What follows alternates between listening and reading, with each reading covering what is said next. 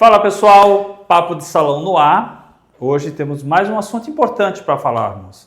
As curiosidades sobre o canabidiol, isso mesmo, canabidiol, cannabis, mas aos olhos da medicina. Mas antes, se você não é inscrito no nosso canal, vamos lá pessoal, inscrevam-se, ative o sininho para receber as notificações, curtam e compartilhem porque é um assunto importantíssimo, passar adiante esse assunto para as pessoas que não conhecem e ainda mistificam esse assunto. E hoje trouxemos aqui, que já está prontinha na nossa cadeira para cortar o seu cabelo, a médica doutora Luciane Rosa, para nos falar tudo sobre o canabidiol. Mas antes eu quero conhecer um pouquinho sobre ela.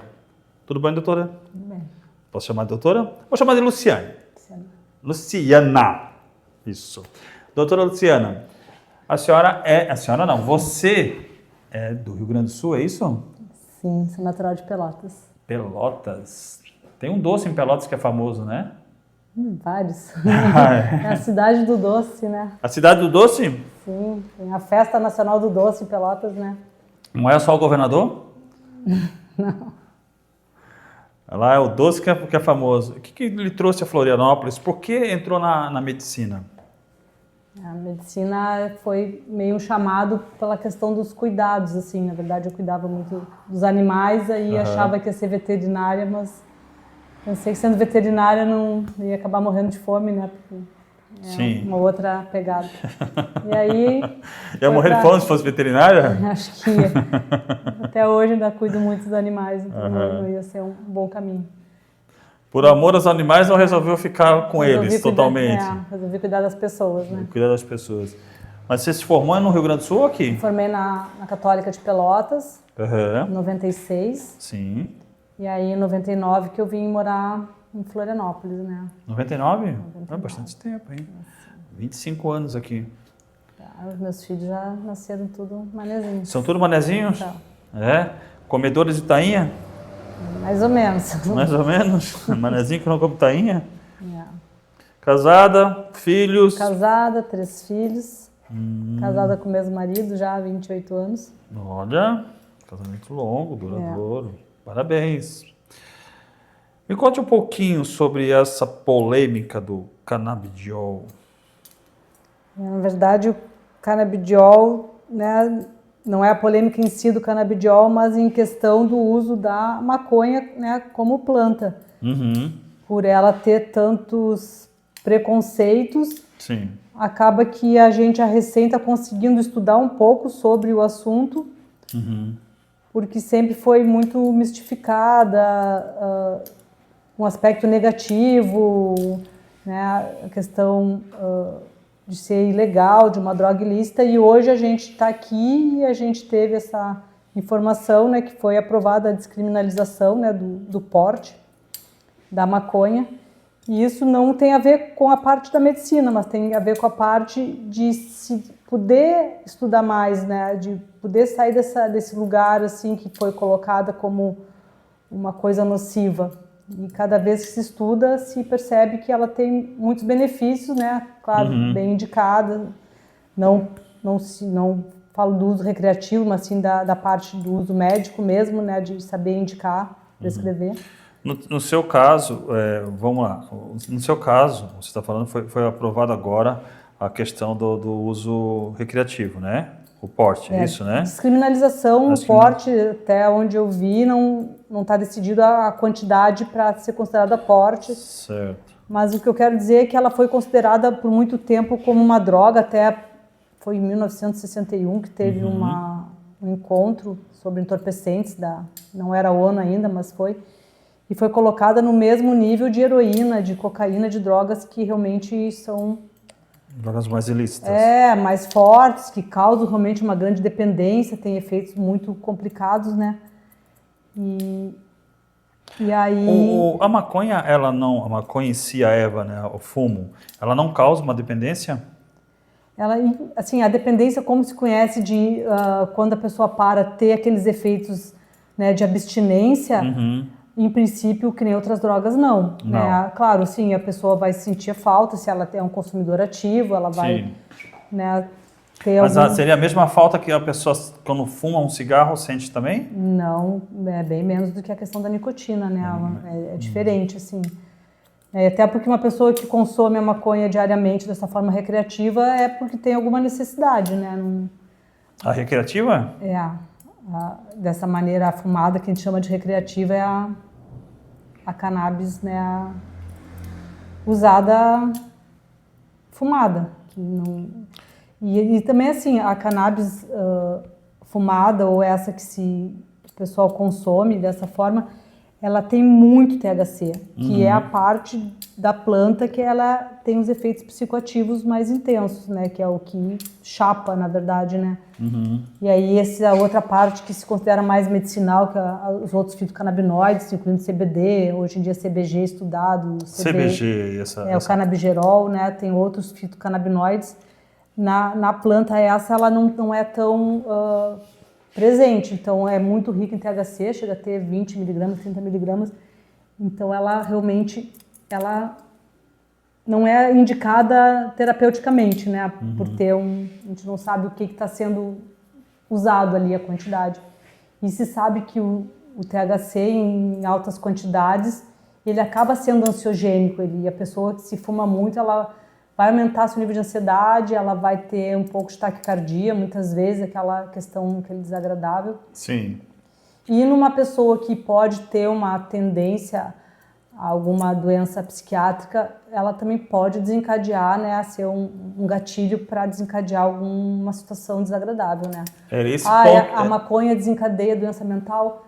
Não. Se a pessoa tem, né, um padrão ou uma predisposição, ela realmente pode ser um gatilho para alguma coisa mais severa. Mas era nesse ponto que eu queria perguntar para a senhora. Desculpa, para você, senhora.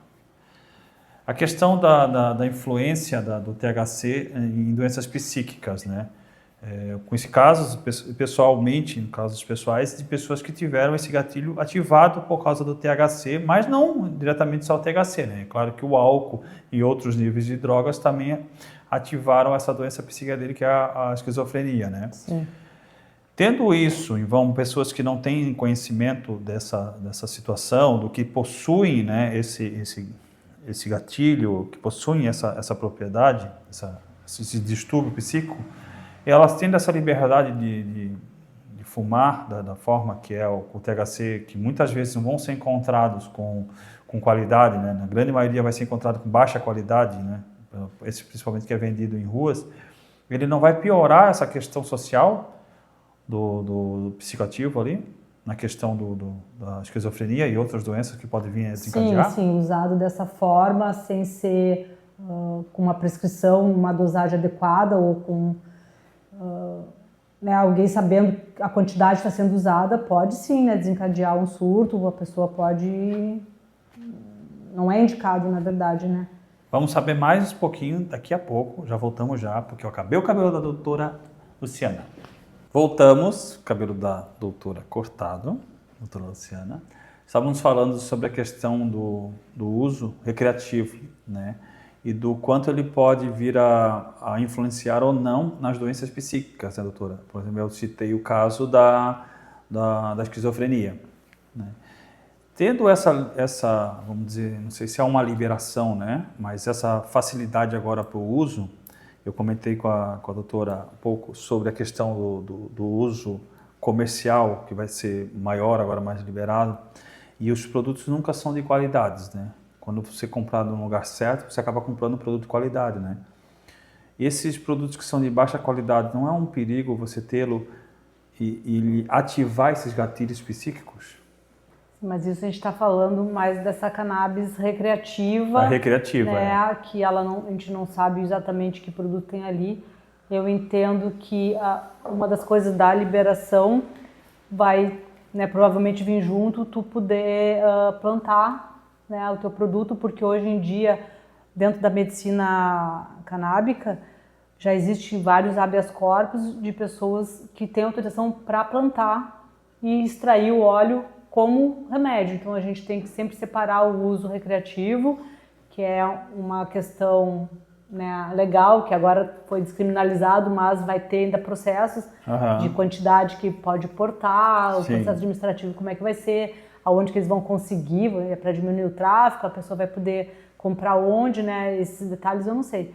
Mas dentro da medicina canábica, quando se prescreve o óleo, né, porque existem 3 maneiras de a gente prescrever. Então a gente considera que tem um óleo que a gente considera que ele é full espectro. Então é um óleo que ele é extraído da planta como um todo, com todas as propriedades da planta estão ali, que é um full espectro, e geralmente se enriquece ele, então se acrescenta geralmente o CBD, que é um dos fitocannabinoides que mais estudado, assim, atualmente, que se usa, que tem, ele ajuda nos receptores, então ele tem efeitos ansiolíticos, tratamento de várias doenças. Então é um óleo full spectrum, todos os componentes da planta, incluindo o THC, que é o componente psicoativo, em pequena concentração, mas ele está lá, enriquecido com, né, então 10%, 20%, 30%, você vai enriquecendo esse full espectro com o que você quer, o outro fitocannabinoide, geralmente o CBD. Tem outros. Tem o óleo Broad, que se tem todos os componentes da planta, menos o THC, então se retira o psicoativo, e tem os óleos isolados, são os 3 tipos que a gente usa na prescrição. O isolado, aí você usa só o THC, que tem casos que é só usado ele, se usa só o CBD, então se isola um dos fitocannabinoides e é prescrito só aquele fitocannabinoide. O THC isolado seria usado para que tipo de tratamento? Geralmente pacientes assim, em estado terminal de câncer, em função da dor, para abrir o apetite, né? Ele tem indicações assim muito especiais.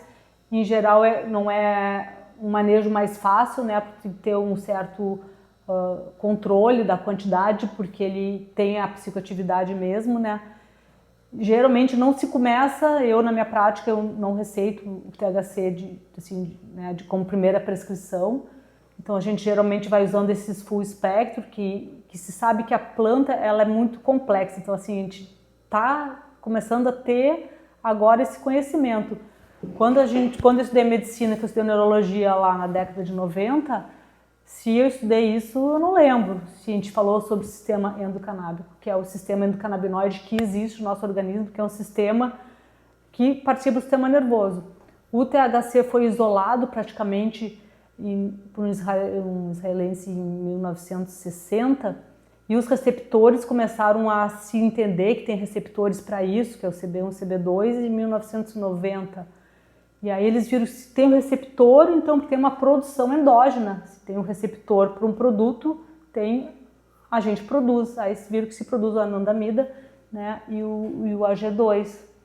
Que são componentes da Eles são produzidos assim. Então tem os receptores no nosso organismo inteiro, muitos no sistema nervoso, alguns também imunológico, no pulmão, o corpo inteiro tem receptores CB1 e CB2. Conforme existe uma necessidade, uma demanda, o cérebro produz esses hormônios, assim, com aspas, que não são bem hormônios, mas não são neurotransmissores, para a demanda daquele sistema. Então, sobre o estresse, sobre uma dor, são produzidos. E aí começaram a ver que existe um sistema que tenta equilibrar o nosso corpo através desses receptores e da produção desses elementos. E aí começou esse estudo do sistema endocanábico. Então, o sistema endo é nosso, a gente que produz isso, né?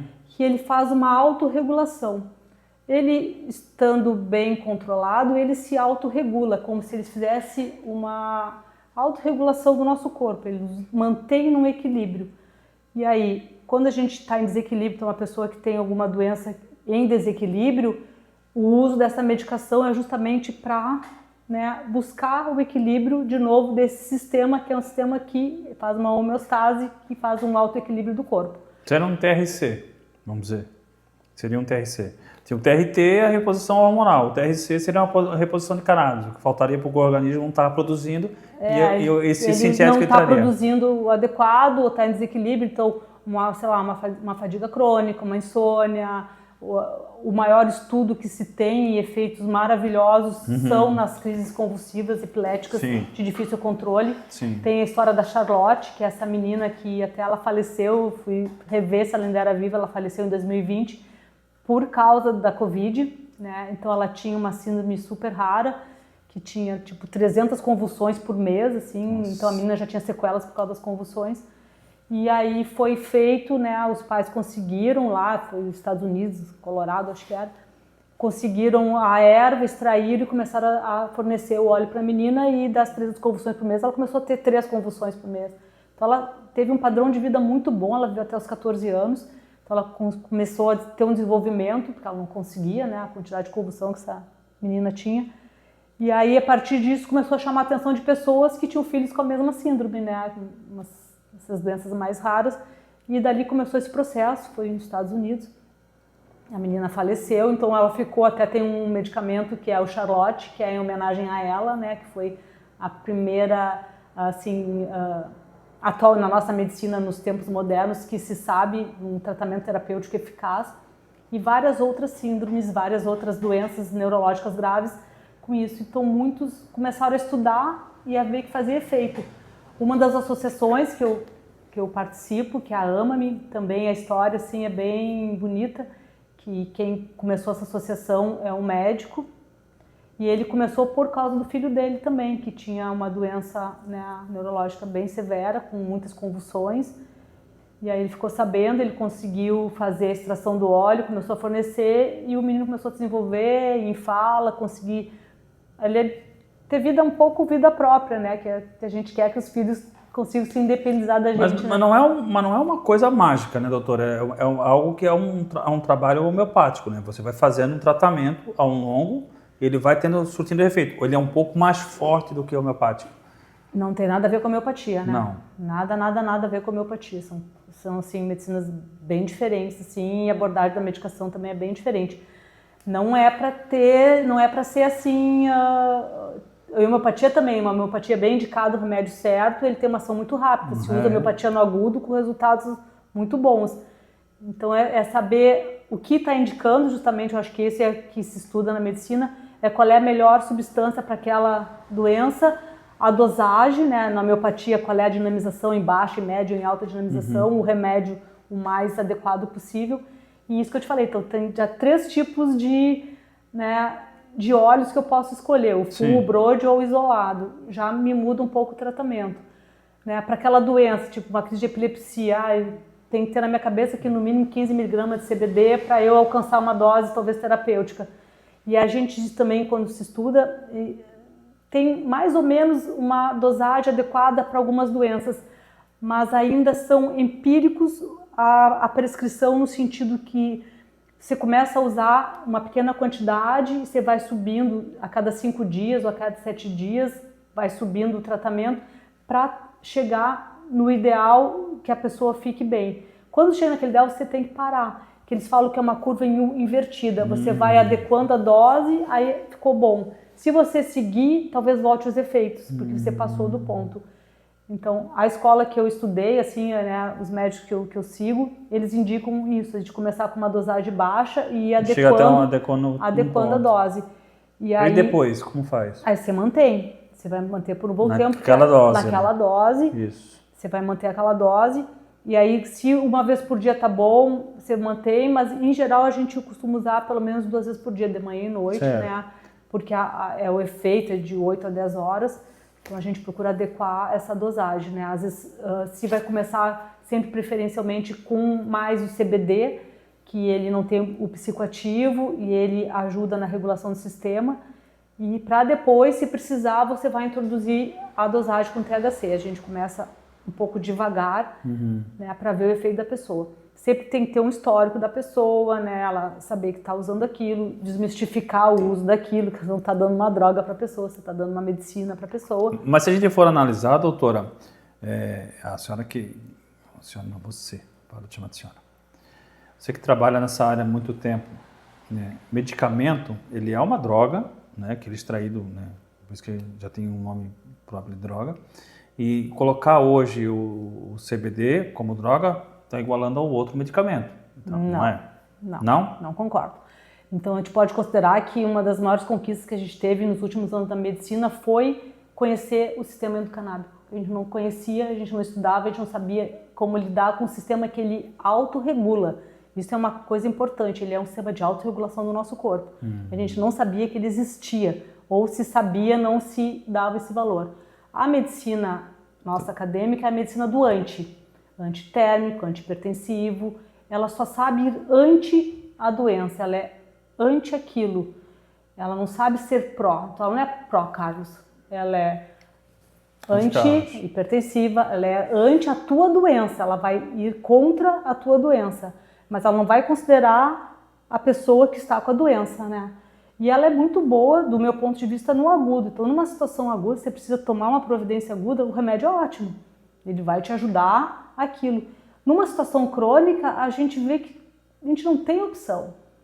Ah, agora tem coisas novas, os imunoterápicos, mas ela é uma ponta de linha que você vai usar uma medicação assim, não é uma prescrição rotineira. Aí você vai ficar em anti-inflamatório, né? Pega uma doença crônica, uma fibromialgia, a pessoa vai ficar tomando remédios cronicamente que vão ter muitos efeitos adversos. Aí já entra com omeprazol para não machucar o estômago, está tomando um monte de remédio, o rim vai bombar, o fígado vai bombar, o intestino não vai funcionar, vai detonar a pessoa, né? Uma doença crônica a nossa medicina não sabe tratar. Isso é meu estudo, assim, que é onde eu tenho o maior interesse, é poder dar para as pessoas algo que vai ajudar elas a se equilibrar, que ela não dependa de um remédio para sempre, né? Talvez o uso da cannabis, dependendo da doença, ela vai usar por um longo período, vai poder tirar, vamos diminuir, se a pessoa conseguir se equilibrar de outra maneira, vai ter uma atividade física, vai conseguir produzir essa anandamida, que é esse fator endógeno que a gente tem, de uma maneira adequada, que o seu sistema se equilibre, a gente vai reduzir e talvez a gente tire isso. Mas o que eu quero dizer é que são medicinas diferentes, né? A gente pode dizer que a gente está lidando com uma medicina que regenera o corpo ou que previne coisas, né? E uma medicina que só ataca o corpo da pessoa, que ela só vai anti-inflamatório, antihipertensivo, é tudo anti, né? Tá tudo bem, mas ela não pode ser a medicina que é, assim, né, a deusa do momento, porque ela não serve para tudo mais. Aí a homeopatia já foi seriamente atacada, né? É considerada uma prática médica, mas assim, agora na pandemia, nossa, foi super atacada. Mas por que ela é atacada, doutora? Porque dizem que não tem nada ali. Que se tu pegar um remédio... Mas antes de tudo, era homeopatia, né? São medicinas muito antigas. Exato, antes de qualquer uso de medicamentos. A própria cannabis, ela tem, assim, relatos de épocas antiguíssimas, do Afeganistão, lá na Índia, locais assim que tem as deidades relacionadas com a planta. Então eram práticas espirituais que se faziam com essa planta, era uma medicina usada, mas foi indo por um caminho do meu ponto de vista errado, ou por interesses políticos, ou por interesses comerciais. É melhor usar o remédio, é melhor você beber álcool, fumar cigarro do que usar uma cannabis, porque no momento isso aconteceu, liberaram o cigarro, liberaram o álcool e a cannabis virou um horror. Tem muita jogada por trás. Então, aí é mais outro assunto polêmico que a gente vai entrar e não vai ser difícil sair nessa questão do uso recreativo, né? O Carlos não pode dar opinião, não vai dar opinião, mas a questão do uso recreativo com cigarro, o álcool e assim por diante, eu acho que o cannabis foi considerado por causa do alucinógeno, né? A maconha foi considerada por causa do alucinógeno. Ela não é alucinógena. Não é alucinógeno? Em princípio, psicoativo. É psicoativo, isso. Assim. Drogas alucinógenas, você sai de si, perde o controle, assim. Sim. Então você pega esse chá de cogumelo, drogas assim. Então tem as drogas que são alucinógenas, são usadas em rituais justamente para você alcançar um local de poder, que você vai entrar em contato com o seu guardião, com forças de cura, que você vai... Mas assim, há um pouco de perda, né, da sua consciência. Certo. Por isso são feitos em locais ritualísticos ou com acompanhamento. Hoje em dia tem psiquiatras que acompanham alguns rituais, né, para ter esse cuidado da pessoa, mas em princípio a maconha você não alucina. Voltando lá, não é a opinião do Carlos, é a opinião que é regrada até hoje, né, em questão do uso recreativo, que era considerada como uma droga alucinógena. Não é, como a senhora está explicando, não é alucinógena. mas era considerado, por isso que era descriminalizada, usava-se o tráfico para tê-la, né? Como houve o tráfico também do uísque, do cigarro por muito tempo, né? Tudo tem o seu longo tempo para ser feito, né? E hoje, com essa descriminalização, né, que está sendo feita, talvez esses olhos em relação a cannabis mudem. Você não acredita? Ele até uma das indicações que é feita é para redução de danos. Então, para ajudar a pessoa a sair de outras drogas, para ir equilibrando a pessoa, a cannabis entra como um potencial de ajuda, não recreativa. A cannabis, né, medicinal. Vamos deixar claro que a gente está falando da cannabis medicinal, a gente não está indicando, vai lá, fuma um, não. A gente está indicando o óleo terapêutico, assim, prescrito e adequando a dose e com acompanhamento do médico, se está tudo bem, se não está tudo bem, se já fez o efeito. Tem pessoas que nunca tiveram experiência com cannabis e que não gostam, não se sente bem. Aí, talvez por preconceito, ou porque não deu certo, ou porque a sua genética não aceita. Tem muitos fatores por trás. Você vai estudar o funcionamento do cérebro, assim, ele é bem complexo, né? Ele é muito complexo. Então, uma ajuda que a gente tem.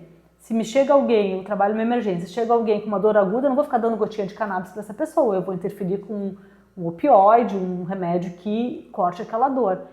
Então, ela vai estruturar essa pessoa para acalmar uma dor crônica, uma fibromialgia, várias coisas, conforme você vai adequando o uso dela. Então, não é um efeito demorado, mas é um efeito que você vai adequando, né? Você vai para cada pessoa. Não posso chegar já utilizando.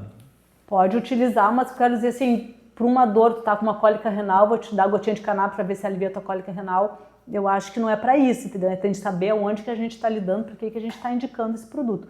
Para redução de danos de dependentes, ela é bem indicada porque ela vai impregnando esses receptores, ela vai ajudando a aliviar a ansiedade, aquelas fendas sinápticas lá que rola dopamina, rola serotonina e GABA, é um monte de história, né, que é bem complexo. E aí ela vai ajudando também a ter essa autorregulação. E aí, a partir disso, a pessoa vai se acalmando, porque é isso, um dependente químico, ele tem a dependência da droga, mas ele também tem o fator que levou ele à dependência, né, que muitas vezes é um trauma, é uma ansiedade. E tem um artigo que eu li de uma revista de psiquiatria que é bem interessante, que eles já falavam sobre a descriminalização. É um artigo de 1980, eu acho, não lembro, mas é um artigo não é muito atual, que eles falam que é mais prejudicial para o adolescente que usa cannabis ser pego pela polícia, ser preso, ficar preso alguns dias, vai ser um dano tão grave para esse adolescente passar por esse processo do que fumar a maconha tipo por 5 anos. Vai prejudicar mais ele, todo esse estresse que ele vai ser levado, né, de violência e ficar nessa situação, do que ele está usando a maconha recreativa, voltando para a recreativa aí. Então sempre a gente teve esse lugar de confusão, né, porque ela foi apresentada para nós como uma droga recreativa e assim, e na história do Brasil também é interessante porque ela era plantada, porque as caravelas, as velas, as cordas eram tudo de cânhamo, né? Era da fibra, geralmente da cannabis índica, que ela é mais fibrosa, que a cannabis sativa, que é a que se retira muitas vezes os psicoativos, o THC e os outros produtos, se usa a flor, o principal local onde tem os princípios que se quer medicinal estão na flor. E além desses fitocannabinoides, existem mais os terpenos e os flavonoides.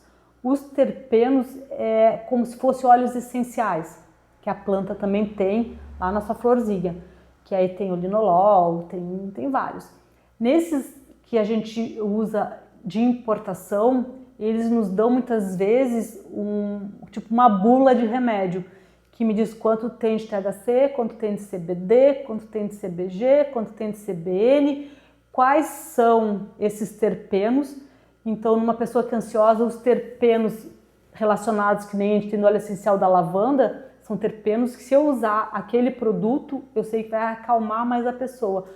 Se eu usar o linolol lá, que é do Pinos, vai ser para uma pessoa que tem problema de asma, vai ser melhor. Então, tem mais os terpenos da planta, que se diz que eles dão um efeito entourage, eles melhoram aquela performance daquele produto. Então, assim, eles juntos todos, eles são mais indicados, assim, é um produto de melhor qualidade, é feito em Turete, aquilo é um potencial de melhora.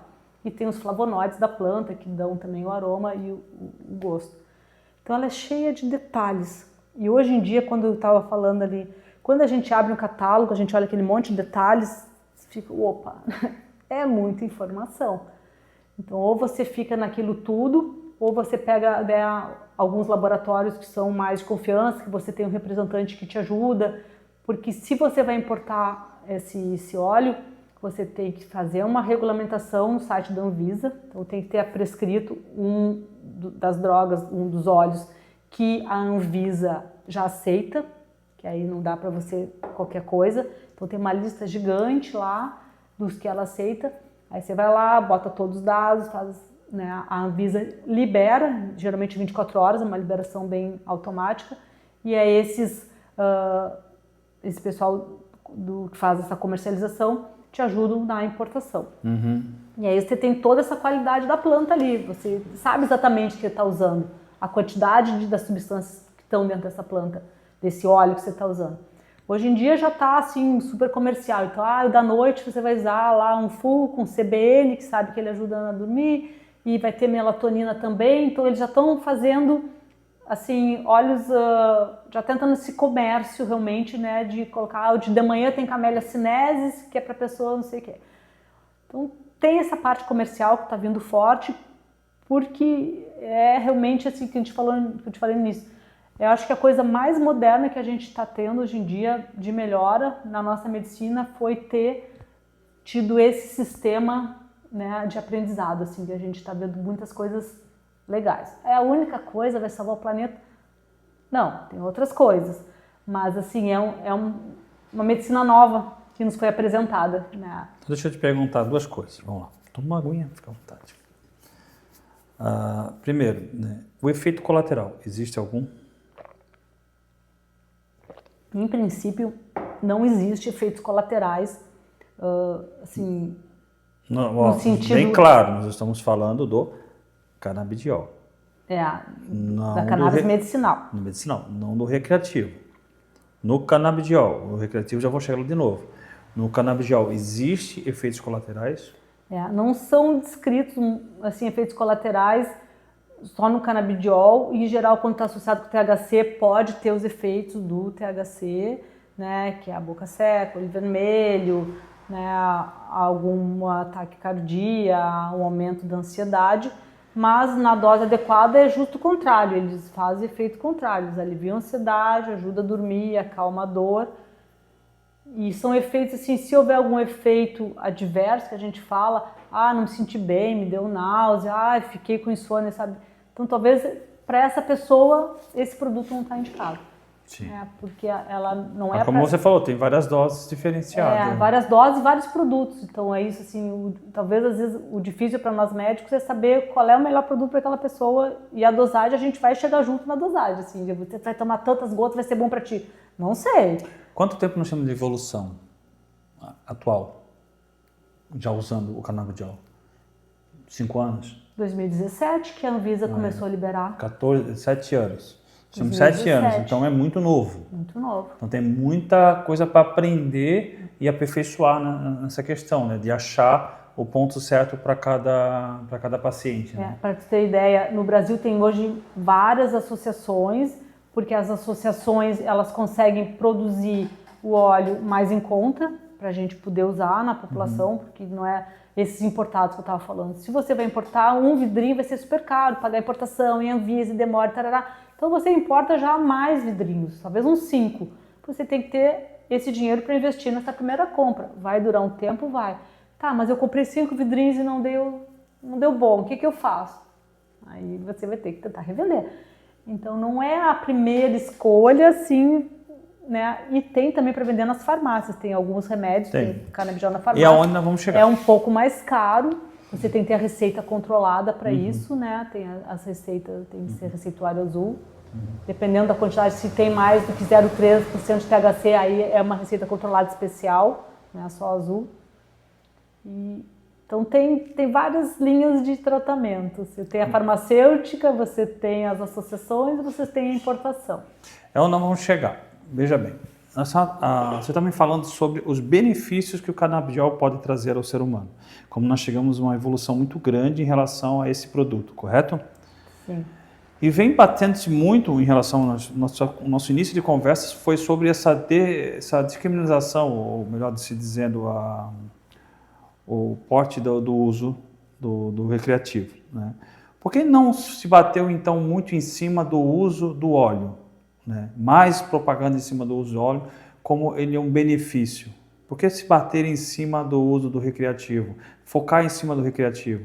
Porque se a gente for analisar, a senhora vai me corrigir, claro, com certeza, a questão do recreativo, a gente tem a inalação da fumaça. Então, ao mesmo tempo que ele possa vir a fazer bem, ele faz mal, porque você utiliza um produto que vai trazer para o seu pulmão fumaça, e você vai começar a ter problemas pulmonares, correto? Porque qualquer coisa que você fume, você prejudica o seu pulmão. Por que não bater em cima do que a senhora está apresentando? O uso já está liberado, né? do canabidiol, mas jogar uma propaganda mais forte em cima dele. Trazer ele mais à tona para esse entendimento que nós estamos trazendo hoje no Papo de Salão, para que as pessoas conheçam melhor o canabidiol, não só por poucas informações. Aí é uma questão política, não sei. Entendeu? Tem outros interesses, porque na verdade não tem um interesse dos laboratórios, porque eles não podem, não tem um monopólio, porque é uma substância que a gente pode, é da natureza, não é? Então, não pode alguém pegar para si e ter o monopólio daquela substância.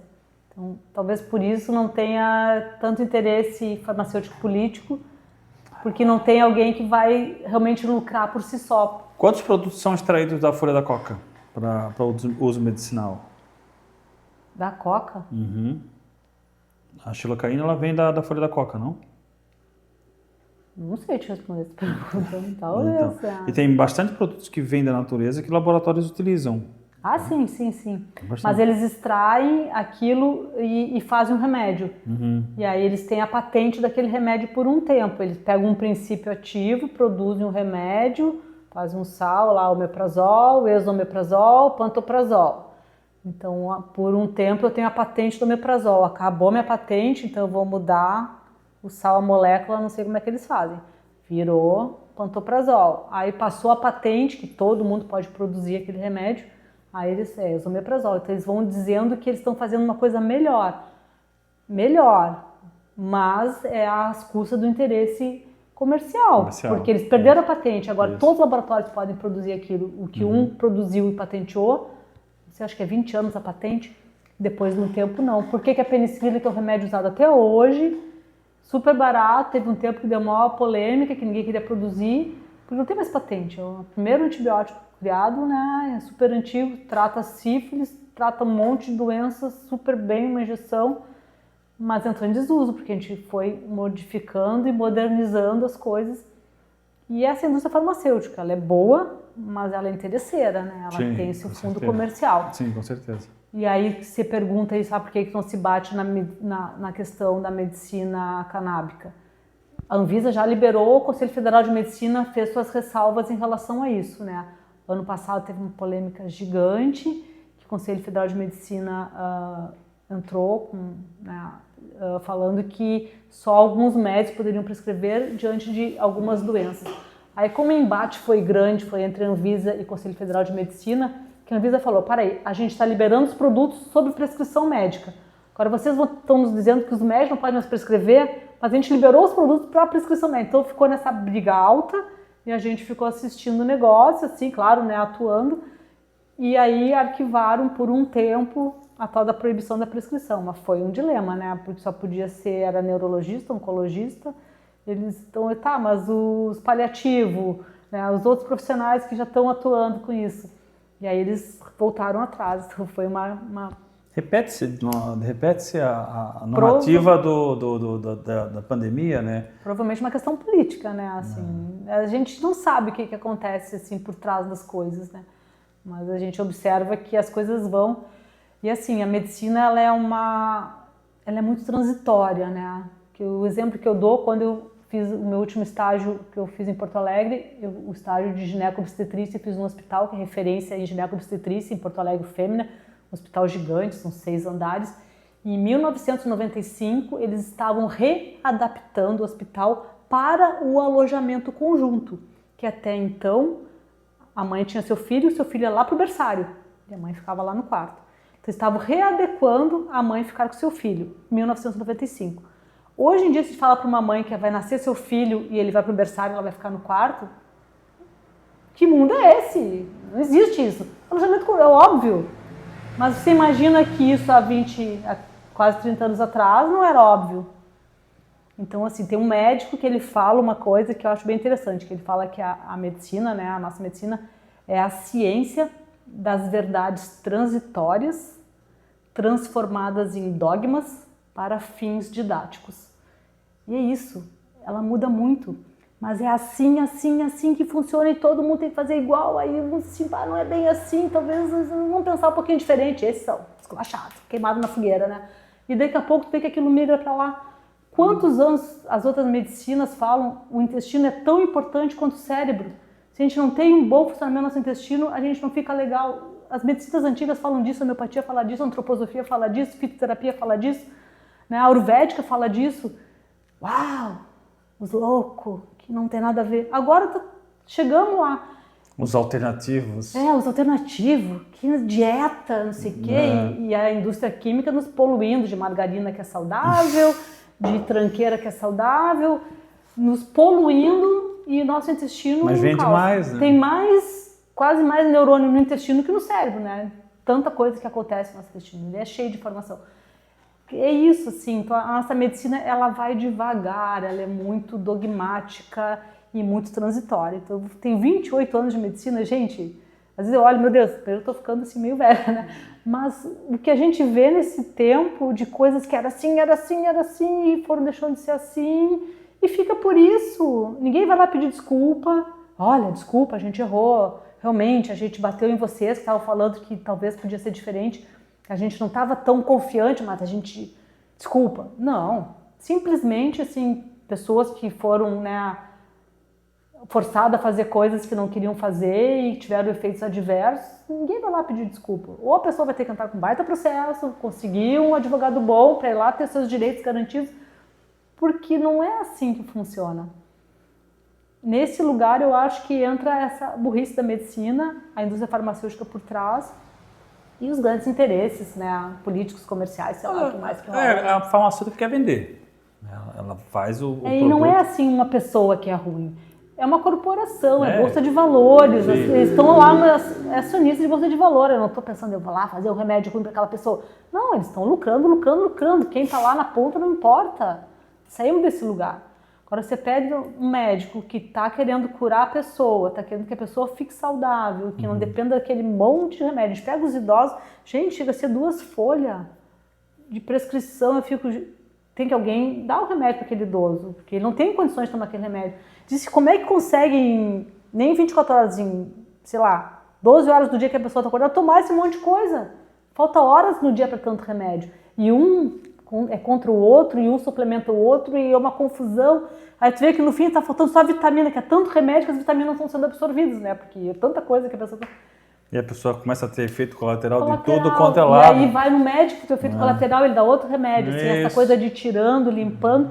Então o organismo não sabe mais se cuidar. Minha falecida mãe tinha uma caixinha desse tamanho assim, todo divididinho, cada um para a hora, a quantidade de cada um. Eu olhava, chamava ela de farmácia, por quê? A polifarmácia que a gente fala. Porque é medicamento que não não está... E nos Estados bom. Unidos, uma das maiores causas de mortalidade é justamente iatrogenia, né?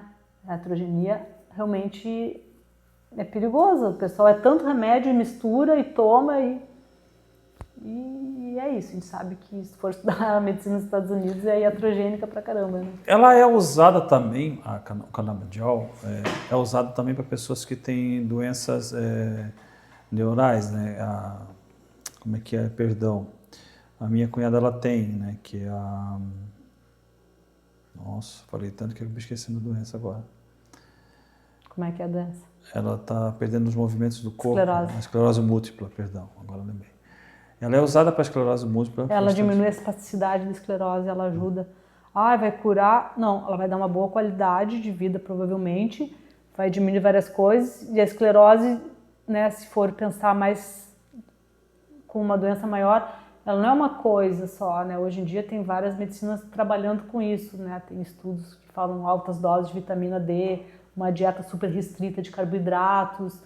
Tem várias coisas. Tem pessoas que se mantêm atividade física diária, movimento físico diário. Não pode não fazer atividade física, tem que fazer, movimentar. Ah, não pode, né? Não pode não fazer, Não fazer, tem que fazer, tem que fazer. né? Então, não é uma coisa assim, se a pessoa vai ficar lá esperando que venha um remédio, que não vai, provavelmente, até a minha pergunta não é sobre essa questão, porque a gente sabe que muitas pessoas aceitam a situação, né? Outras não. Engraçado, a gente falou da esclerose múltipla, eu tive exemplos aqui de pessoas que são meus clientes no salão, das associações aqui de Florianópolis, que uma delas, a presidente, ela faz maratona, ela corre. E ela faz tratamento de canabidiol também. Ela faz tratamento há muito tempo e tem uma vida ativa normal. O outro, o Marcelo, eu me surpreendi porque ele veio cortar o cabelo e estava de bengala e perguntei, machucou o joelho, alguma coisa? Eu disse, não, cara, tem esclerose múltipla. Eu disse, não, mentira. Está em crise. Não pode.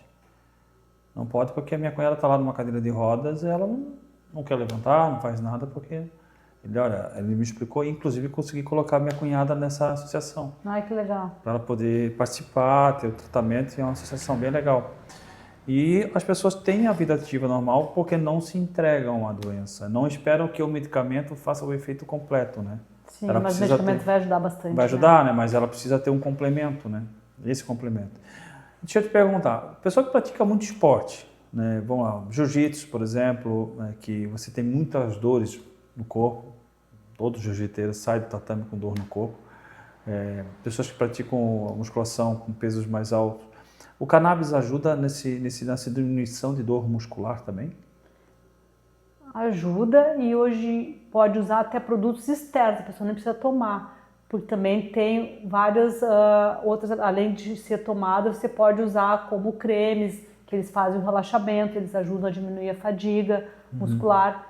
Então, se a pessoa não quer tomar, o produto pode usar como... Porque normalmente as pessoas tomam Torcilax, né? Ou Dorflex, para evitar as dores. E ele vai para o organismo, para o fígado patógeno, e acaba machucando um pouco. Mas pode usar, sim, poderia ter indicação. Hoje a medicina esportiva está usando bastante também. O cannabis. A cannabis, sim. Para performance, várias coisas. Mas o que eu quero dizer, se a pessoa não quer tomar, porque não quer por algum motivo, pode usar os tratamentos externos. Tem óleos, creme, hoje tem uma mega de coisas, produtos de beleza, tem para tudo que é lugar. Eu fiz entrevista com uma pessoa que trabalha com a parte comercial e olha, o cannabis tem tanta coisa que eu não imaginava, né? Achava que era só aquele medicamentozinho. Eu tinha uns lá e eu trazer, esqueci. Ele é usado para um monte de coisa, até a questão da fibra é usada, né, que você falou também. Antigamente se usava fibra. Eles usavam, quando é usado para fibra, que não é a cannabis sativa, geralmente a cannabis indica ou a Rolteris, são 3 tipos de cannabis, e essa que é usada, eles deixam o macho e a fêmea para crescer, e aí a intenção não é ter a flor. Então, a cannabis sativa, para a extração do medicamento, tem todo um cuidado para chegar na flor, que é onde estão os princípios ativos. E aí não pode cruzar o macho com a fêmea, porque poliniza e aí gera sementes e não dá flor. Então ela é bem cuidada, geralmente é feita indoor, não é feita outdoor. Essa outra é feita assim, plantações. Então, como você estava falando, no Brasil, quando vieram os portugueses, eles plantavam, a maconha veio junto como plantação, mas essa índica, e com a vinda dos escravos, eles traziam a cannabis, que eles traziam escondida junto com eles, sementes, e eles começaram a plantar. Quem tomava chá, fala que é chá, não fala que fumava, mas tomava chá, era a Carlota Joaquina, ela era além do seu tempo, era a única que tomava o chá de cannabis, né? Não sei se ela tomava, se ela fumava, não sei, não estava lá. Mas tem essa questão que era dos escravos, era dos negros, então era de outro submundo. Veio essa cultura como, né, uma coisa, e eles traziam não só como recreativa, eles traziam para os rituais que eles tinham, que eles queriam manter os rituais deles africanos. E ficou também essa questão, assim, né, que é uma droga que veio com os escravos, sabe? Esse preconceito. Não Sim, tem bastante. Só que a Carlota Joaquino, ela deu uma equilibrada, que ela era da nobreza e ela também... Mas ela tomava o chá, né? Tá, todos os livros falam que ela tomava o chá, ninguém fala que ela fumava. Ela tinha fama de doidinha, né? Doidinha, então eu não sei se a doidice dela era de fumar ou se aquilo equilibrava ela, não sei detalhes. Mas essa coisa cultural que eu quero dizer, que tem muito, assim, né? Ficar num local, assim, de outro nível, parece. Não, né? Então, os índios também, falo até que os índios conheceram pelos negros, né? Que trouxeram, que não tinha cannabis no Brasil, que veio com eles, os índios começaram a fazer rituais também. E é usado em vários rituais que tem com Shiva, que tem com folha da cannabis, várias imagens de deidades com o uso da cannabis, com a folha, assim, mostrando que era ritualística mesmo, né? Tinha esse poder de expandir um pouco a consciência e se conectar. Você acredita que agora foi quebrado esse preconceito?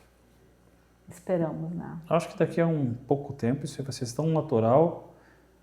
A gente está na divisão das coisas, assim, só essa abertura de poder falar do assunto, de não ter esse preconceito, de a gente poder indicar. Veja assim, tem umas senhorinhas que eu indico. Não é droga, não é remédio, parará. Tem uma que ela tomou, tipo assim, eu dei a dose mínima, era uma gota de manhã, 2 gotas de noite, cara, não vai dar reação. Ai, passei mal, não sei o que, não importa passar mal. Mas é onde, preconceito. É onde entra a questão que eu estava batendo ali. É claro que não é o seu campo, mas é a questão da mídia, porque a mídia ela influencia e muito as pessoas. E muito, independente, ela influencia demais. Se você tem uma propaganda mostrando que isso não é a droga, o cannabis ele é um medicamento, que ele vai te trazer benefícios, que mostrando os benefícios dele, as pessoas acabam olhando com outros olhos. Mas enquanto isso está na obscuridade, está lá atrás, só foi liberado pela Anvisa, mas não é propagandeado, está ali escondido, o conceito do óleo, da essência, é o conceito do fumo que as pessoas, os jovens ou os adultos utilizam no recreativo. Esse é o conceito dado. Se você ainda não tem uma propaganda sobre o produto benéfico, as pessoas vão olhar para o conceito daquele, como você acabou de falar, que com senhoras você ofereceu, ela já se recusou, porque acha que é droga. E vão achar, enquanto não tiver uma propaganda, vão achar que é droga. Até o colega que me indicou para estar aqui, um dia, quando ele estiver aqui, pergunta para ele para te contar a história, que é um paciente que ele acompanhava em casa, era um jovem, assim, jovem da minha idade, mas era um senhor que sofreu um acidente de carro, parece, uma história assim, e teve uma sequela neurológica, um acidente com um traumatismo craniano grave, e ele ficou, assim, acamado, bem severo, esse amigo fazia esse cuidado domiciliar. Aí uma neurologista indicou para ele usar a cannabis e não sei se era esposa ou filha, ele te conta a história melhor. Meio reticente, né? Não vou dar isso. E foi, deram assim. Ele disse que um dia ele chegou e a pessoa estava sentada na cama, já conversando. Então, não é mágico, mas ajudou a qualidade de vida muito dessa pessoa, muito.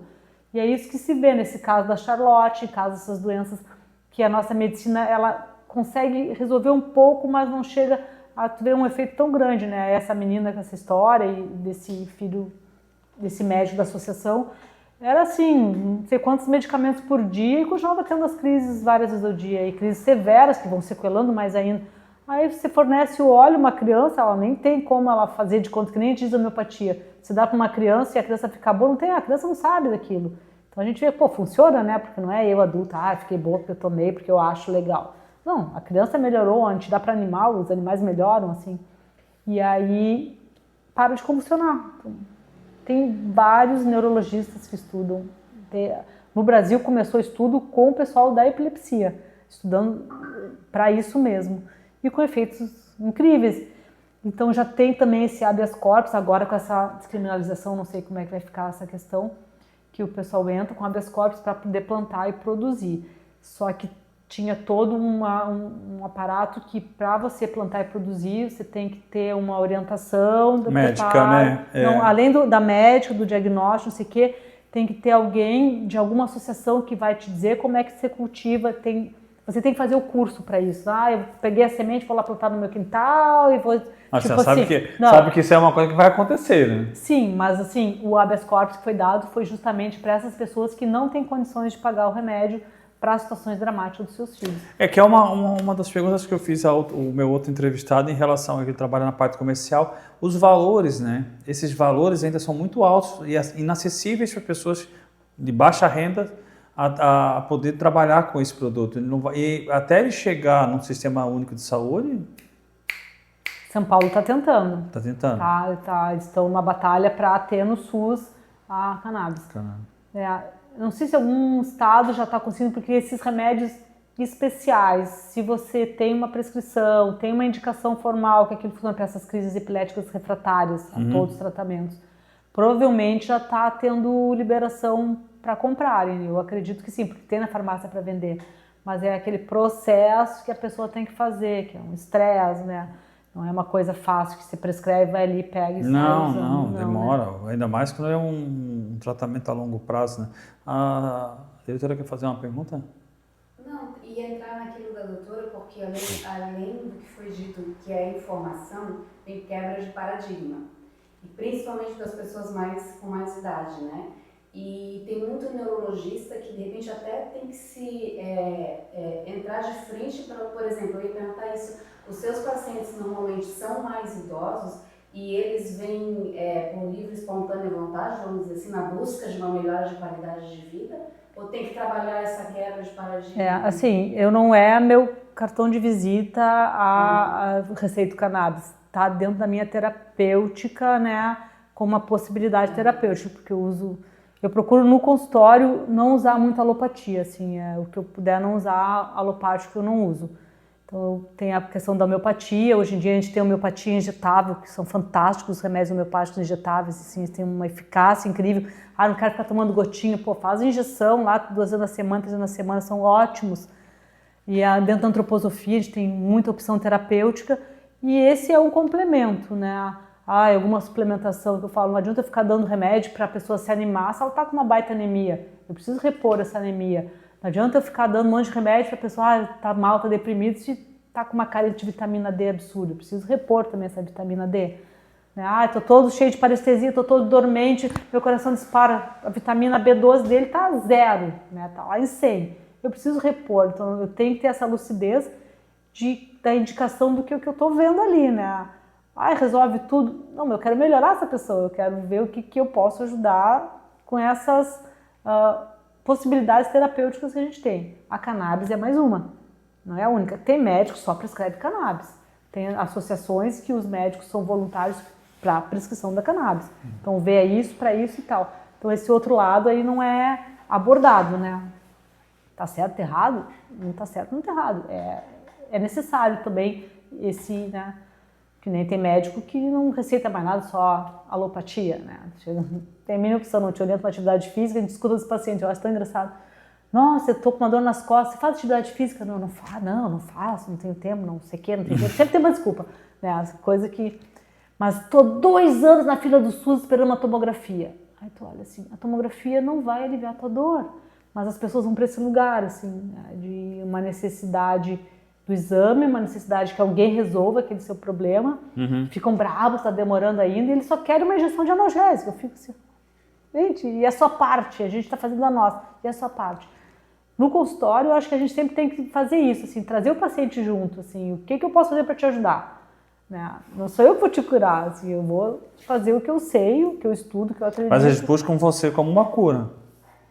Não sei, como um apoio. Como uma cura, eu tô do lado, todo né? médico gostaria de ter uma visão ampliada, assim, para ter as outras. Mas todo médico, eu, por exemplo, desculpa, mas eu sou o anti. Tu é doente? O anti-médico. Eu procuro não ir no médico. Vai na médica, então. Eu na médica, que seja, mas eu procuro não ir, porque eu gosto muito de praticar esportes, pratico muitos esportes, né, vários tipos de esportes, procuro manter uma alimentação sempre saudável, máximo possível, baixo álcool, né, não fumo, nada desse tipo de coisa. E por isso que eu lhe perguntei sobre o cannabis para dores musculares. É né? super indicado. Porque eu prefiro, eu não tomo medicamento para dor muscular. Justamente por isso, porque eu gosto de evitar medicamento. E eu não procuro o médico como meu salvador, eu só procuro no último caso mesmo. Né? Tem que ver se você faz algum estresse muscular, que se libera muito ácido lático, né, do estresse muscular, que aí tem esse depois, e aí entra Tem um médico que eu sigo que ele fala que se tomar 2 copos de suco de melancia antes da atividade física, você vai diminuir seu estresse muscular depois, né? Tem umas coisas assim, né? A questão da banana, a questão do magnésio. Então não é só a cannabis, sim, ela pode ajudar. Não, como bastante banana, sim. Mas tem outros fatores aí, passou do ponto, não sei, né? Mas não...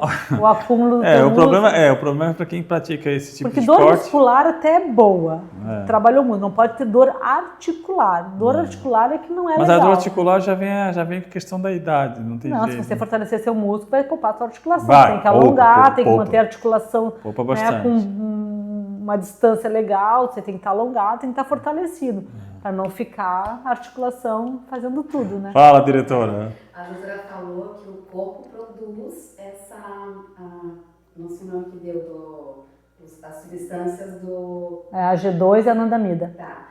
Por exemplo, quando a gente faz exercício físico, a gente produz dopamina e tal, e a gente acaba tendo esse equilíbrio. Existe algo natural que a gente possa fazer também para ajudar a equilibrar, já que foi descoberto agora essa parte do...